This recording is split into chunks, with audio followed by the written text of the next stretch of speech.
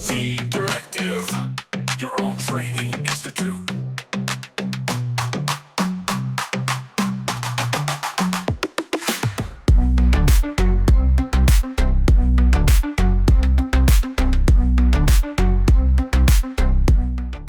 Last class में मैंने आपको बूलियन मॉडिफायर और इंटरसेक्ट बूलियन टूल सिखाया था।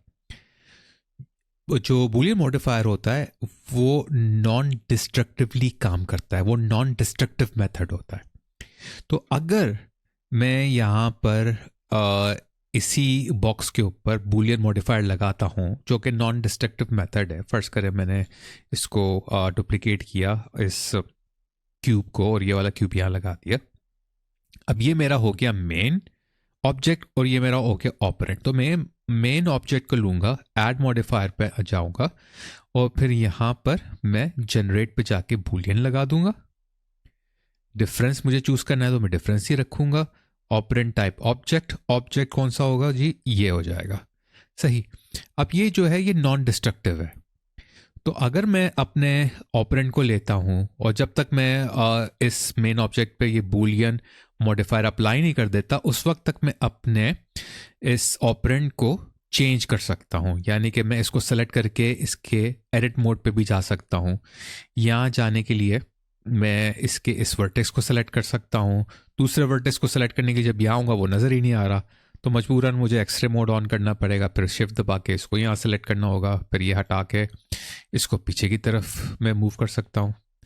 ठीक है, यहाँ पर इस तरह मैंने मूव कर दिया और ऊपर से भी मैं इन दो को यहाँ से ले सकता हूँ।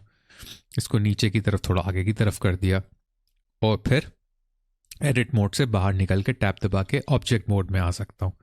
तो अभी भी मुझे रिजल्ट नज़र नहीं आ रहा सब्ट्रैक्शन का, वो इसलिए क्योंकि ये जो ऑपरेंड है ये इसको कवर कर रहा है और कवर कर रहा है इस वजह से मुझे रिजल्ट नज़र नहीं आ रहा। तो मुझे रिजल्ट देखने के लिए क्या करना होगा, अपने मेन ऑब्जेक्ट को सेलेक्ट करके इस मॉडिफायर पे आके बूलियन के इस एरो को सेलेक्ट करके अप्लाई करना होगा या कंट्रोल ए दबाना होगा कीबोर्ड पे। जैसे मैं कर दूंगा तो ये अप्लाई कर देगा और मैं अपने ऑपरेंड को अब डिलीट कर सकता हूँ।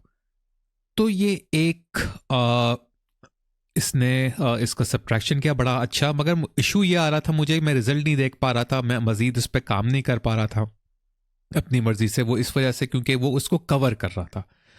हमारे पास एक तरीका होता है कि ऑपरेंड आपके मेन ऑब्जेक्ट को कवर ना करे और आप बड़े मज़े से काम कर सकें। वो मैं आपको दिखाता हूँ, उसका फ़ायदा भी दिखाता हूँ।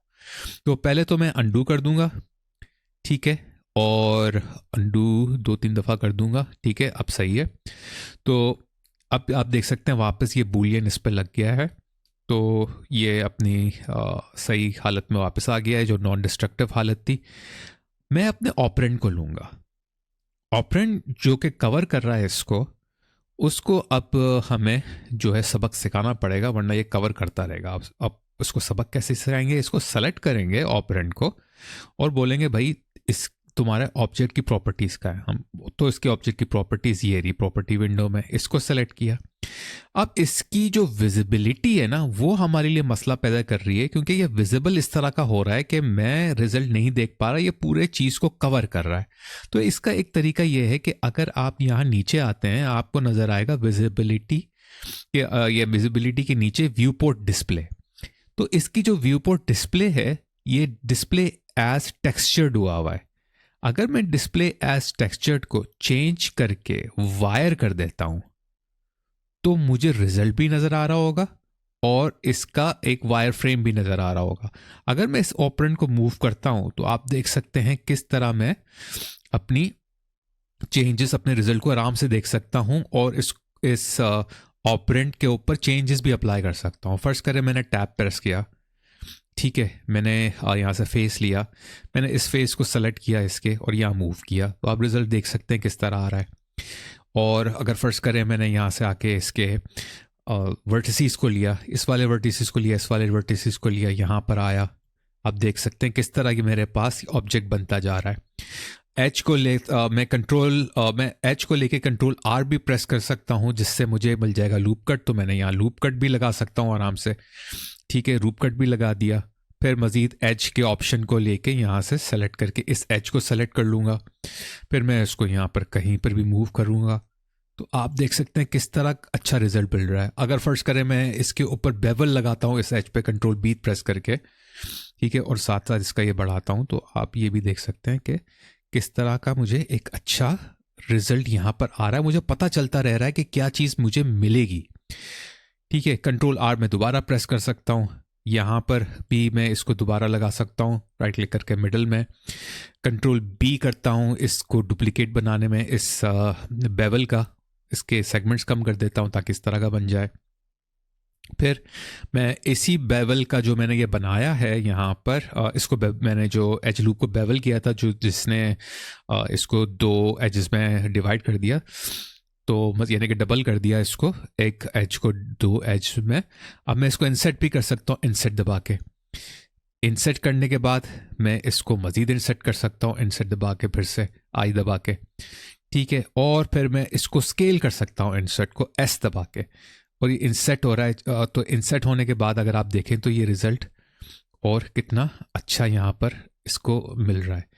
और या फिर मैं स्केल कम करने के बजाय मैं अगर स्केल बढ़ाता हूँ एस दबा के, तो रिज़ल्ट और थोड़ा सा डिफरेंट आ रहा है, ठीक है।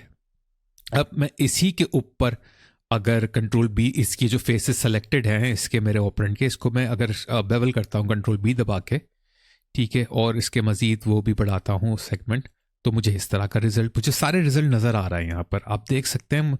अब मैं, क्योंकि ये वायर फ्रेम बन चुका है, इसलिए मैं इसको बड़े आराम से देख सकता हूँ, ठीक है। और यहाँ से मैं इसको हाइड भी कर सकता हूँ, और अगर मुझे इसको नॉन डिस्ट्रक्टिव ही रखना है एंड तक, मगर ये रेंडर में भी नज़र आ जाएगा। मसला ये है कि अब मैं इसका रेंडर करूँगा ना, इसको रेंडर की तरफ आके, यहाँ पर आके मैं रेंडर पे जाऊँगा, ये तो ये रेंडर पे नज़र आ जाएगा मुझे।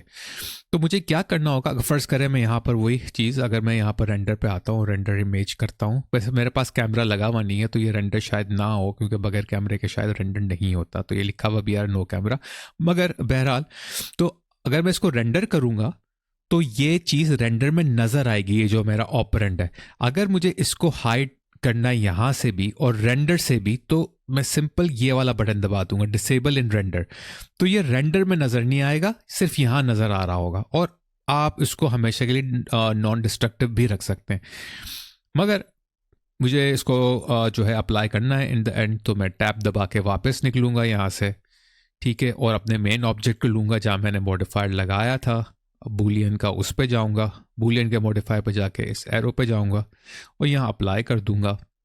अप्लाई जब कर दूंगा तो अब ये परमानेंटली अप्लाई हो गया, अब मैं कोई चेंजेस नहीं कर सकता। अब मुझे ये नहीं चाहिए ऑपरेंट, तो मैं इस ऑपरेंट को सेलेक्ट करूंगा और डिलीट कर दूंगा।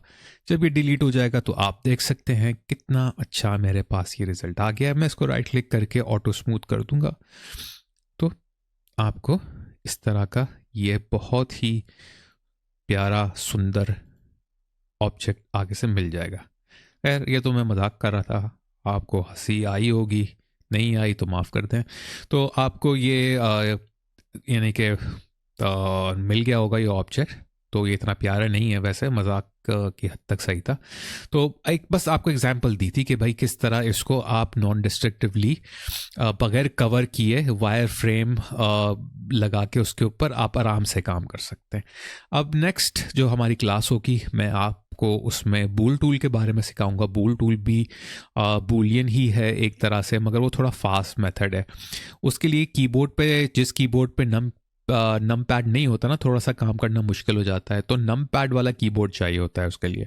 तो आप रेडी रहें, अगर नहीं है आपके पास और आप ख़रीद सकते हैं तो ख़रीद लें, और अगर नहीं ख़रीदना चाहते पूरा कीबोर्ड तो सिर्फ नम पैड वाला हिस्सा ही ख़रीद ले, वो भी सस्ता ही आता है, ज़्यादा तो नहीं आएगा मेरे ख्याल में, $5 का तो आ जाता है। अगर इतने का भी नहीं है तो भाई माफ़ कर दिएगा, उसका एक और तरीका बता दूंगा सॉल्व करने का। तो मिलते हैं फिर हम लोग नेक्स्ट क्लास के अंदर। अगर आपने अभी तक मेरे चैनल को सब्सक्राइब नहीं किया है तो बराए करम अभी कर लें और बेल आइकन को दबाना मत भूलिएगा। मैंने ये नोटिस किया है कि आप में से काफी लोग मेरे वीडियोस मेरे चैनल को सब्सक्राइब किए बगैर देख रहे हैं, तो भाई अब मेरे चैनल को सब्सक्राइब कर लें ताकि आप जी इंटरेक्टिव कम्युनिटी का एक अहम हिस्सा बन जाए। और एक और अहम बात बताता चलूं, प्लीज मेरी वीडियोस को डाउनलोड ना कीजिए, सिर्फ उन्हें ऑनलाइन देखें। जब आप उन्हें डाउनलोड करते हैं तो मेरे चैनल का वॉच टाइम आवर असरअंदाज होता है, जो बहुत नुकसानदेह है। तो प्लीज़ आप उन्हें डाउनलोड ना करें बल्कि ऑनलाइन देखें। आप लोगों का बहुत बहुत शुक्रिया। अब मिलते हैं अगली वीडियो में, तब तक के लिए इजाज़त दें और अपना बहुत ख्याल रखें।